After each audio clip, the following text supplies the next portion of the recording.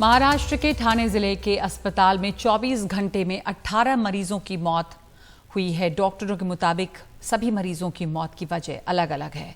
एक दिन में इतने मरीजों की मौत से एक हाहाकार है और फौरन वहां पे एमएनएस और एनसीपी शरद पवार गुट के नेता अस्पताल पहुंचे। एनसीपी नेता जितेंद्र आव्हाड ने एकनाथ शिंदे सरकार पर सवाल भी उठाए हैं। ये मेरे नाना जी हैं जिनको एडमिट किया था 3 दिन पहले, लेकिन उनका ड्रेसिंग किया और 3-4 सलाइन चढ़ाने के बाद से अभी तक 2 दिन से कोई अपडेट नहीं है। कल सुबह बोला गया था कि सर्जरी कराने वाले हैं, लेकिन कल से सर्जरी वाले डॉक्टर को 2 बार फाइल भेजा है, लेकिन फाइल अभी तक उनसे पहुंची है, लेकिन उनके तरफ से कोई अपडेट नहीं आया। उनके ड्रेसिंग से पूरा खून बह रहा है, पानी बह रहा है, लेकिन अभी तक कोई उनका देखने के लिए नहीं आ रहा है। कोई डॉक्टरों का कहना है कि सर्जरी वाले डॉक्टर आएंगे, वही आपको आगे बताएंगे। 3 दिन पहले भी ऐसी मौत हुई थी, किसी ने उसको गंभीरता से नहीं लिया। आज 17 मौत हुई है, कोई गंभीरता से नहीं लेगा। तो कोई सीरियस था, ये था वो था, कोई कारण ऐसा है। उनका तो कहना ये है कि आदमी आया है तो मरेगा ना। अभी वो हमारे इधर आके मरता है तो हम क्या करें।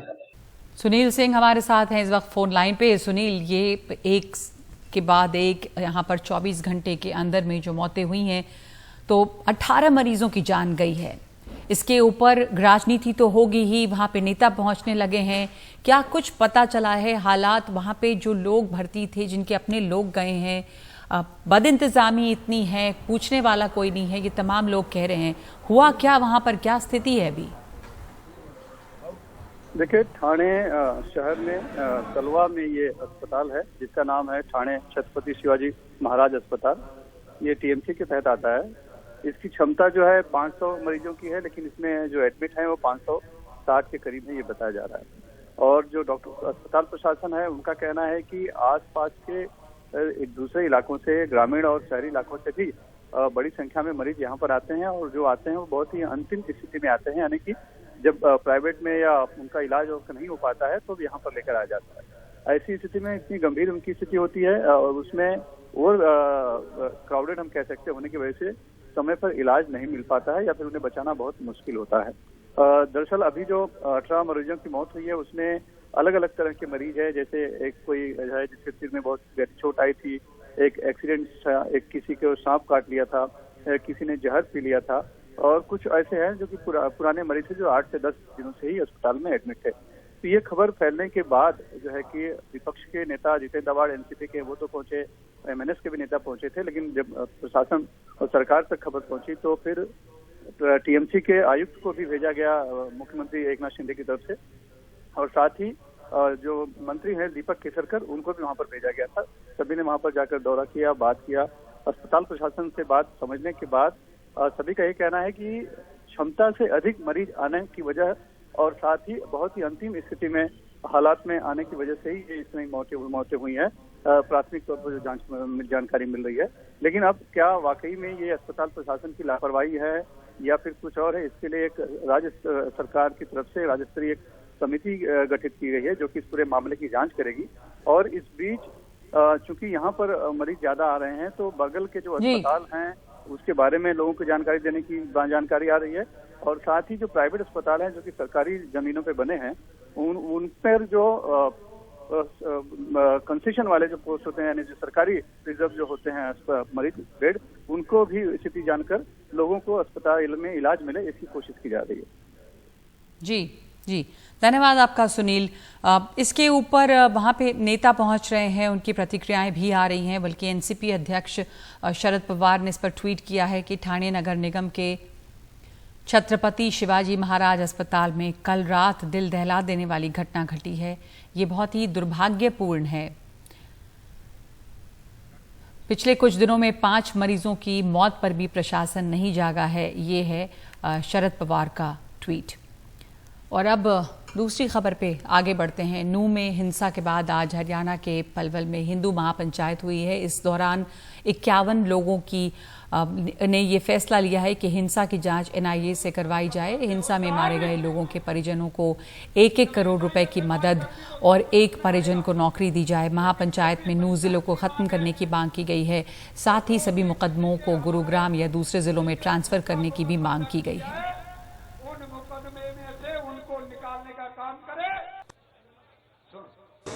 जो इस हिंसा में चाहे घायल हुए, चाहे आज हमारे बीच में वे साथी नहीं हैं, और पूरे मामले की पूरे, चाहे वो प्रत्यक्ष रूप से चाहे अप्रत्यक्ष रूप से साजिश के रूप में हो, इस पूरे मुकदमे की पूरी साजिश का पर्दाफाश करने के लिए ये पंचायत ने निर्णय लिया है कि इसकी जांच NIA से कराई जाए, प्रदेश सरकार से इस जांच को हटा दिया जाए। जो महापंचायत थी, ये कई हिंदू संगठन हैं, उन्होंने आज की है। करीब 1,500 लोग इस महापंचायत में शामिल हुए और कई शर्तों के साथ इस महापंचायत को परमिशन दी गई थी। लेकिन उसमें सबसे बड़ी जो हिदायत थी वो ये थी कि कोई भी महापंचायत में हेट स्पीच नहीं देगा। लेकिन उसके बाद भी कई लोगों ने महापंचायत में हेट स्पीच दी और जो पलवल पुलिस है उसका कहना ये है कि इसमें वो कार्रवाई करेंगे। दूसरी बात जो है, कई मांगें रखी गई इस पूरी महापंचायत में।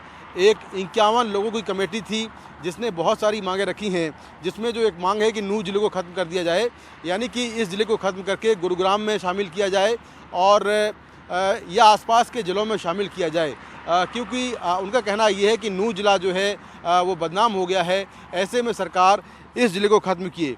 इसके अलावा जो दूसरी मांगें हैं वो ये है कि जो हिंसा में लोग मारे गए हैं उनके परिवार के लोगों को 1-1 करोड़ रुपए मुआवजा मिले और परिवार के एक मेंबर को नौकरी मिले। साथ में जो लोग घायल हैं उनको 50-50 लाख रुपए मुआवजा दिया जाए। दंगे में जो नुकसान हुआ है उसकी भरपाई जो आरोपी हैं उनसे की जाए। इसके अलावा जो नूह में बांग्लादेशी या रोहिंग्या के नागरिक रह रहे हैं उन सभी लोगों को इस ज़िले से बाहर निकाला जाए। और ये भी एक मांग है कि जो लोग सेल्फ डिफेंस के लिए हथियार चाहते हैं सरकार उनको हथियार जारी करे। नूह में एक हेडक्वार्टर बनाया जाए जो अर्धसैनिक बलों का हो और नूह के लोगों की सुरक्षा करे, ये भी एक मांग है। जितने भी मुकदमे यहाँ दर्ज हुए हैं हिंसा को लेकर, वो सभी मुकदमे गुरुग्राम या किसी और ज़िले में ट्रांसफ़र हों। इसके अलावा इस ज़िले को गौहत्या मुक्त किया जाए। सबसे बड़ी जो मांग है, जो सबसे बड़ी बात है, जो सबसे बड़ा फैसला है वो ये हुआ है कि 31 जुलाई को नूह में जो जलाभिषेक यात्रा रोक दी गई थी, पूरी नहीं हो पाई थी, वो यात्रा अब 28 अगस्त को होगी।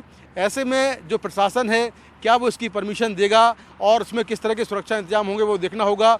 लेकिन महापंचायत में ये फैसला किया गया है कि ये जो यात्रा है ये अब 28 अगस्त को निकाली जाएगी। तो यही प्रमुख फैसले महापंचायत में हुए हैं।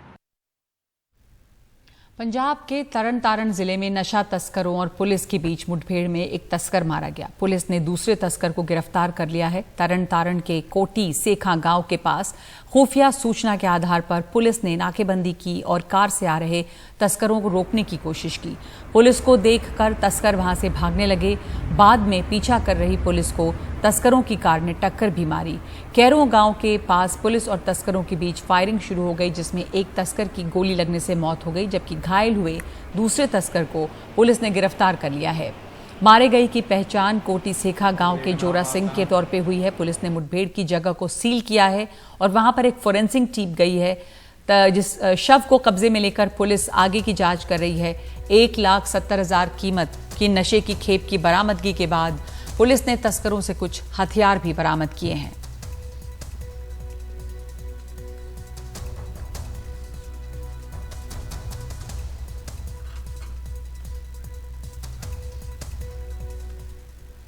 राजस्थान के उदयपुर में करणी सेना के एक कार्यक्रम में एक युवक ने आज गोली चला दी है, जिसमें करणी सेना के प्रदेश अध्यक्ष भंवर सिंह घायल हो गए, जिन्हें फौरन अस्पताल में भर्ती कराया गया है।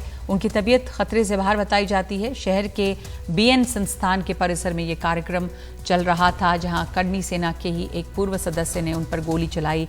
बैठक में मौजूद बाकी लोगों ने इस युवक को पकड़कर पुलिस के हवाले कर दिया। आरोपी के पास से एक देसी पिस्तौल बरामद हुई।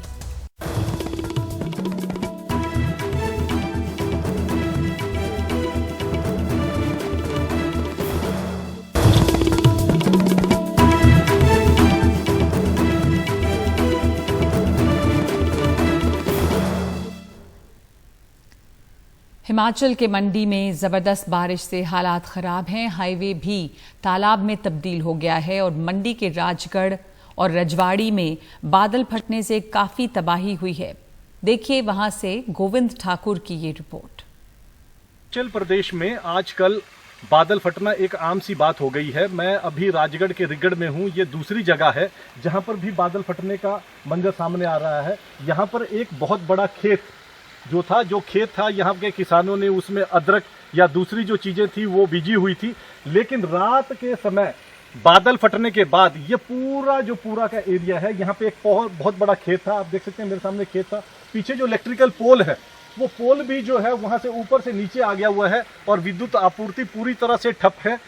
सामान्य हालत होने के लिए ना जाने कितने दिन लगेंगे, लेकिन जो किसान है जिसका पेट भरण पोषण का कार्य इसी चीज़ से होता है, वो चिंतित है कि बादल फटने से जो नुकसान हुआ है उसकी भरपाई कब होगी और कब स्थितियां सामान्य आएंगी। जो रोड्स हैं वो जगह जगह से टूटे हुए हैं। पूरे मंडी जिला में जो लिंक्स रोड्स हैं 80% से अधिक रोड टूटे हुए हैं और प्रशासन के हाथ पांव इस कार्य में फूले हुए हैं। अगर आप करेंगे बात तो मुख्य शहर जो नेरचौक में है उसमें आधी से अधिक दुकानें पानी में डूबी हुई हैं। 4 लेन के साथ जो सटा हुआ इलाका है, सुकेती खड्ड का बहाव 4 लेन की तरफ आता हुआ दिखाई दे रहा है। लोगों में एक डर का माहौल है। प्रशासन की तरफ सब आंखें तक रहे हैं। यहाँ पे जो 33 kV का इलेक्ट्रिकल स्टेशन है वहाँ पर भी आपूर्ति पूरी तरह से बंद है। प्रशासन पूरी तरह से कार्य में लगा हुआ है, लेकिन मौसम के बदले मिजाज के चलते स्थिति कब सामान्य होगी इसके लिए अभी हमें इंतजार करना पड़ेगा।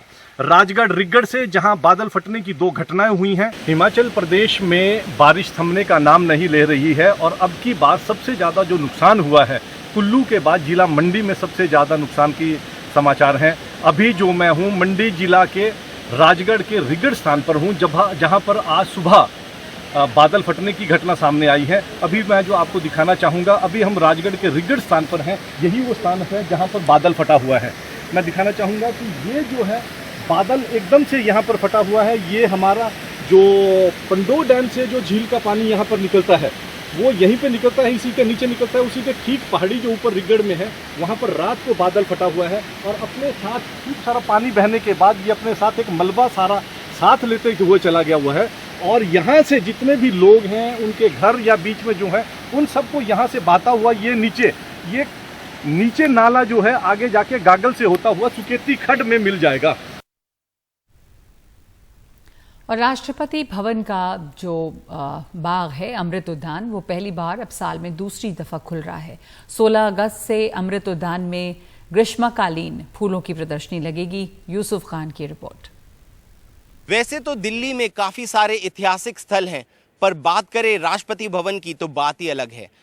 इसमें अमृत उद्यान, जिसे हम मुगल गार्डन के नाम से भी जानते थे, अब इतिहास में पहली बार मुगल गार्डन दूसरी बार खुलने जा रहा है, जो कि 16 अगस्त को आम पब्लिक के लिए खुल जाएगा। 14 अगस्त को राष्ट्रपति जी उद्यान उत्सव 2 का उद्घाटन करेंगी।